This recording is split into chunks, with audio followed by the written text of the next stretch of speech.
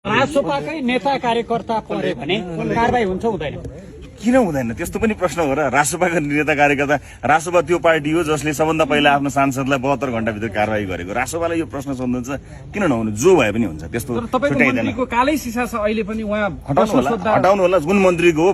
Traffic प्रहरीले मजाले राखेर त्यो उहाँले हटाउनु पर्छ। अथोरिटी छँदैछ, प्रहरीले कसैले हटाइहाल्छ। तपाईँहरूको भेटघाटलाई लिएर विभिन्न किसिमका समाचारहरू आएका छन्। अलिकति ठ्याक्क पुष्टि गर्नुपर्ने दायित्व पनि होला, दिन मिल्ने जति तपाईँहरूको बिचमा संवाद के भएको? हामीले सम्पूर्ण विषयमा, विशेष गरेर सुकुम्बासी समस्या समाधान गर्नको निमित्त जे कदम चाल्नु पर्ने थियो त्यसलाई प्रभावकारी बनाउनु पर्यो। किनभने आम नागरिकले दुःख पाउनु भएन भन्ने विषयलाई, त्यसको व्यवस्थापनका विषयलाई लिएर हामीले अझ बढी चिन्ता व्यक्त गरेर त्यसमा काम गर्यौं र अन्य विभिन्न उठेका विषयहरू छन्। ती सम्पूर्ण विषयमा हामीले घनीभूत रूपमा छलफल गर्यौं। तिनै छलफलहरू हुन् राष्ट्रिय राजनीतिका विषयमा, विभिन्न परिस्थितिका विषयमा, भोलिको बाटोको विषयमा, राजनीतिक दुईटा शीर्ष नेता बीच हुने जुन राजनीतिक छलफल छ, यो राजनीतिक छलफल त्यही ढंगले अगाडि बढेको एकदम सौहार्दपूर्ण राम्रो छलफलका रूपमा परिणाममुखी छलफल गर्यौं।